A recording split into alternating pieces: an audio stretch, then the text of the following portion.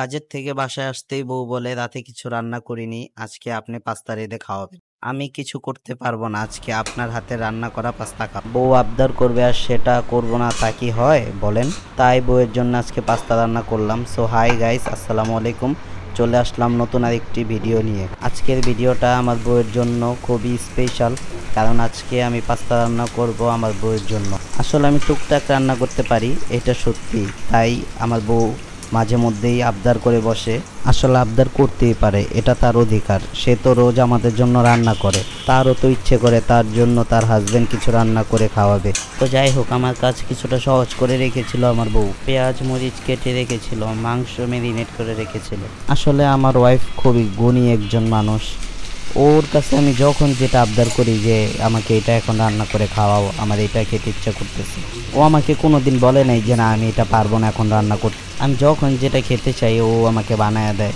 যদি রাত 12টা 1টা বাজেও বলি যে আমার এখন নুডলস খেতে ইচ্ছা করতেছে বা পাস্তা খেতে ইচ্ছা করতেছে, ও উঠে আমাকে বানায় দিবে। সব সময় আমার আবদারটাকে ও আগে প্রাধান্য দেয়, নিজেরটাকে পরে। তাই আমিও এরকম না যে আমি সব সময় মানে এরকম ও শুয়ে আছে আমি ওর কাছে আবদার করবো যে আমাকে এটা রান্না করে খাওয়াও, এটা রান্না করে খাওয়াও। যদি দেখি যে না ও ঘুমায় আছে, তখন আমি এটা কোনো দিন ওরে বলবো না যে হ্যাঁ তুমি আমাকে এটা করো। তো আজকে ও আমার কাছে পাস্তা খেতে চাইছে, আমি বলি যে না আজকে খাইতে চাইছে, এটা আমার খাওয়াইতেই হবে ওকে। হ্যাঁ, দোকানতে আসছি, কাজকাম করছি, হয়তো একটু খারাপ লাগতেছে, কিন্তু লাগুক, ওইটা কোনো ব্যাপার না। আমার বউ আমার কাছে খাইতে চাইছে, এটাই তো অনেক বড় বিষয়, ঠিক না? ও খাইতে চাইবো আর আমি রান্না করে খাওয়াবো না, সেটা তো হতে পারে না, ঠিক না? যেহেতু আমি টুকটাক জানি, আমি যদি না জানতাম তাহলে একটা কথা ছিল। আর আমার বউ বলে যে আমার রান্না নাকি খুবই মজা হয়। ও বলে আসলে কি, ও কেন বলে জানি না, কিন্তু অত মজা হয় না। আসলে নিজের বউ তো একটু বেশি তারিফ করে। আর আমার বউর হাতের রান্নাও মাশাল্লাহ অনেক মজা। আমার এখন এমন একটা অভ্যাস হয়েছে যে আগে মার হাতের রান্না ছাড়া খাইতে পারতাম না, এখন বউর হাতের রান্না ছাড়া খাইতে পারি না। তো সব মিলিয়ে আমার বউ খুবই ভালো একজন মানুষ। আমার পাস্তা রান্না প্রায় শেষ, মশলা দিয়ে দিলাম। আরে বেচারা কত কষ্ট করে রান্না করতেছে। আমার বউ বলতেছে আমি নাকি কত কষ্ট করে রান্না করতেছি।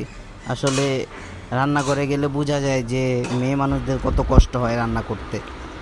তো রান্না তো শেষ, এবার খাওয়ার পালা। আমার বউ বলতেছে একদম তার মনের মতো হয়েছে পাস্তাটা, আর জারিফও বলতেছে অনেক মজা হয়েছে। আসলে আমি নিজে রান্না করেছি বলে বলতেছি না, সত্যি খুব মজা হয়েছিল। তো আজকের ভিডিওটা এখানেই শেষ। সবাই আমাদের জন্য দোয়া করবেন। ভিডিওটা যদি ভালো লাগে তাহলে লাইক দিবেন, কমেন্ট করবেন। আর আমাদের ইউটিউবে একটা চ্যানেল আছে, ওইখানে সাবস্ক্রাইব করবেন। ফেসবুক পেজটা ফলো দিবেন যাতে আমাদের পরের ভিডিওগুলো আপনার কাছে চলে আসে। তো আল্লাহ হাফেজ, থ্যাংকস ফর ওয়াচিং।